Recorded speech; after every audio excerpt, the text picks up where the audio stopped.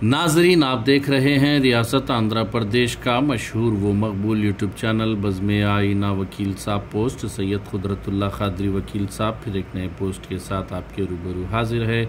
आज की अहम खबर ये है कि कर्नूल के YSRCP कैंडिडेट AMD इम्तियाज़ साहब के पार्टी दफ्तर में क्रिश्चियन माइनॉरिटी सेल की जानिब से एक अज़ीमुश्शान प्रोग्राम का इनेकाद अमल में लाया गया, जिसमें क्रिश्चियन माइनॉरिटी से ताल्लुक़ रखने वाले कई एक अहम अफराद ने शिरकत की। इस मौके पर साबिक़ रुकन असम्बली कर्नूल SV मोहन रेड्डी और दीगर अहम शख्सियात ने शिरकत की। इस मौके पर Shri Bala Swami advisor to government on Christian minorities ने खिताब किया। उन्होंने क्रिश्चियंस कम्युनिटी से अपील की कि वो अपना कीमती वोट YSRCP के हक़ में दें, यानी कि इम्तियाज़ साहब के हक़ में देकर उन्हें कामयाबी से हमकिनार करें। उन्होंने कहा कि जब तेलुगु देशम पार्टी की हुकूमत थी उस वक्त पर क्रिश्चियंस को काफ़ी नुकसान पहुँचाया गया, क्रिश्चियंस के ख़िलाफ़ GOs जारी किए गए। आप देखिए खुसूसी रिपोर्ट। सैयद कुदरतुल्लाह कादरी वकील साहब को दीजिए इजाज़त। इस मौके पर कर्नूल के उम्मीदवार AMD इम्तियाज़ साहब ने भी तमाम अक़लियतों से ये अपील की कि वो अपना कीमती वोट YSRCP के हक़ में दें, क्योंकि तेलुगु देशम पार्टी अब BJP की तायद कर रही है, जिससे अक़लियतों को काफ़ी बड़ा नुकसान हो सकता है।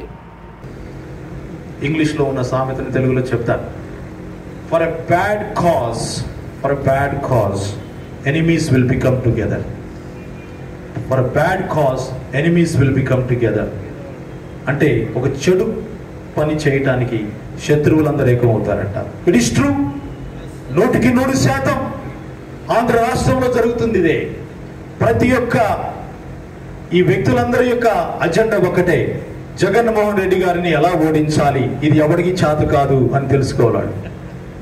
జగన్మోహన్ రెడ్డి గారిని ఎలా ఓడించాలని ఆలోచన తప్ప అది ఎవరికి చేత కాదు అని కూడా 2 నెలల కాలంలో నిరూపించబోతున్నాం. వైఎస్ జగన్మోహన్ రెడ్డి గారి యొక్క ప్రభుత్వం మరలా మనం ఏర్పాటు చేసుకోబోతున్నాం. It will happen. అందులో ఇంతియాజ్ గారు మరి చాలా విద్యావంతులు, IAS ఆఫీసర్. వారికి ఉన్న అనుభవంతో మన మైనారిటీస్ అందరికీ కూడా ఒక గొప్పగా వారు ఒక సంధానకర్తగా చక్కగా వారు మనందరికీ కూడా వారి సేవలు అందించబోతున్నారని కూడా మనం నమ్ముతున్నాం. అయితే నా ప్రియ సహోదరులారా, క్రైస్తవుల పక్షాన నేను ముఖ్యమంత్రి గారి సలహాదారుడిగా పనిచేస్తూ నేను 2-3 విషయాలు ప్రస్తావించాలనుకున్నాను. పాస్టర్స్కు గౌరవ వేతనం ఇచ్చే ప్రభుత్వం ఎక్కడైనా ఉందా భారతదేశంలో? ఎక్కడైనా ఉందండి? 29 రాష్ట్రాల్లో ఎక్కడ లేదు. ప్రపంచంలో కొన్ని దేశాలు ఉన్నాయి, ప్రభుత్వం పాస్టర్స్కు గౌరవ వేతనం ఇస్తూ ఉన్నారు. ఫర్ ఎగ్జాంపుల్ జర్మనీ, లేకుంటే మిగిలినట్టు కంట్రీస్ మన యూరోప్ ఖండంలో ఉన్నాయి. అక్కడ గవర్నమెంటే పాస్టర్స్కు శాలరీస్ ఇస్తారు. కానీ ఆసియా ఖండంలో మరి ఎక్కడా కూడా ఏ రాష్ట్రంలో ఏ దేశంలో లేనటువంటి ఇటువంటి గొప్ప వినూత్నమైన ఒక చక్కటి పథకాన్ని తీసుకొచ్చారు. అది పాస్టర్స్కు గౌరవ వేతనం, ఆనరోరియం ఫర్ పాస్టర్స్. ఈ రోజుకి 8,427 పాస్టర్స్కి ప్రతి నెల 5,000 రూపాయలు ఇస్తున్నటువంటి ప్రభుత్వం ఏదైనా ఉందండి, అది ఆంధ్రప్రదేశ్ ప్రభుత్వం. దాదాపు ప్రతి నెల 4,21,35,000 రూపాయలు పాస్టర్స్కు గౌరవ వేతనంగా ప్రభుత్వం అందిస్తుంది. దానికి కారకులు, దానికి సంధానకర్త ఎవరంటే మన యొక్క కాబోయే ఎమ్మెల్యే గారు కాదు, అయినటువంటి ఎమ్మెల్యే గారు అని చెప్పుకోవాలి. మన ఎమ్మెల్యే గారు శ్రీ ఇంతియాజ్ గారు. వారి యొక్క కృషి, వారి యొక్క చొరవ, ఎందుకంటే నాకు తెలుసు ముఖ్యమంత్రి గారు ఈ యొక్క పథకాన్ని ప్రారంభించినప్పుడు వారితో ఎన్నిసార్లు సంప్రదించారు, ఎంత డిస్కస్ చేశారో, మరి దాన్ని ప్రోత్సహించినటువంటి వారు మన యొక్క మరి ఇంతియాజ్ గారు. అలాగే దళిత క్రైస్తవులకు SC హోదా కావాలని దాదాపు 74 సంవత్సరాలుగా పోరాటం చేస్తున్నాం. సార్కు తెలుసు, 3.5 గంటల సేపు ముఖ్యమంత్రి గారు కూర్చొని మాట్లాడినప్పుడు సారు గారితో నేను కూడా, ఇంతియాజ్ గారితో నేను కూడా ఉన్నాను. ముఖ్యమంత్రి గారు ఒకటి, ఆంధ్రప్రదేశ్ ప్రభుత్వం దళిత క్రైస్తవులు, దళిత ముస్లింల పక్షాన ఈ సుప్రీం కోర్టు కేసులో ఇంప్లీడ్ అవుతుందని చెప్పడమే కాదు, ఇంప్లీడ్ అయిందని కూడా నేను గర్వంగా మీకు తెలియజేస్తున్నాను. అంతేకాదు 1998 జీవో, ఇది చాలా మంది తెలియదు అనుకుంటారు.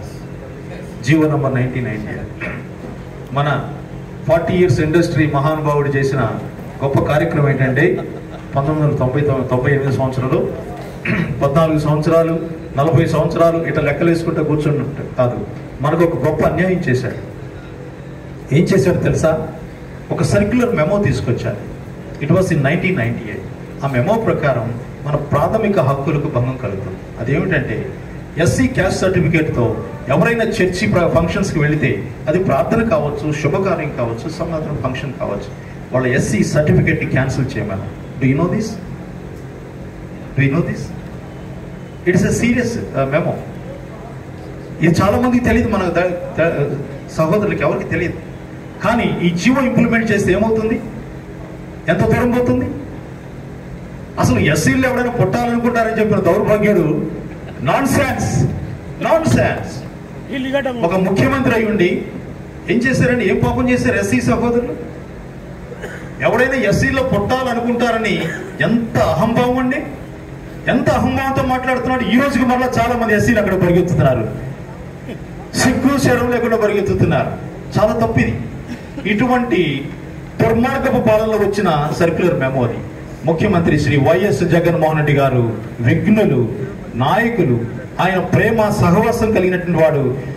ఆయన ప్రజల అభిమానాన్ని, ప్రేమను, హృదయాలను పొందుకున్నటువంటి వాడు. ఆయన ఏం చెప్పారు తెలుసా? No, we will not tolerate this. Yes, ఇది ప్రాథమిక హక్కులను భంగపరిచేయండి జీవం. ఇటువంటి చెప్పుకుంటూ పోతే చాలా అంశాలు ఉన్నాయి. మన క్రైస్తవ సహోదరులు చెప్పవలసిన చాలా అంశాలు ఉన్నాయి. కానీ it is a disputed land. అలాగే విశాఖపట్నంలో క్రైస్తవులందరూ పెద్ద ధర్నా చేసినప్పుడు మరలా అక్కడ కూడా చంద్రబాబు నాయుడు ఏం చేశాడు? మీకు 5.5 ఎకరాలు ఇస్తున్నామని వారిని మోసం చేశాడు. అది కూడా దాని మీద 2 కోర్టుకు వెళ్ళాడు. ఈ రోజు కూడా విశాఖపట్నంలో ఆ సమస్య తీరలేదు. ఇటువంటి పరిస్థితుల్లో క్రైస్తవులను ఓట్ బ్యాంక్ గా మాత్రమే వాడుకొని ఎలక్షన్లో ఏవో కొన్ని ఆశలు పెట్టి ఒక మైక్ సెట్ ఇస్తాం, లేకుంటే మీకు చర్చలో బెంచెస్ ఇస్తాం, చైర్స్ ఇస్తాం, ఈ విధంగా ఒక ఓట్ బ్యాంక్ వాడుకున్నాడే. కానీ ఈ రోజు జగన్మోహన్ రెడ్డి గారి ప్రభుత్వంలో నేను చెప్తున్నాను మీ అందరికీ, దయచేసి గమనించండి నా ప్రియ సహోదరులారా. జగన్మోహన్ రెడ్డి గారు మన యొక్క ఆర్థిక, సామాజిక,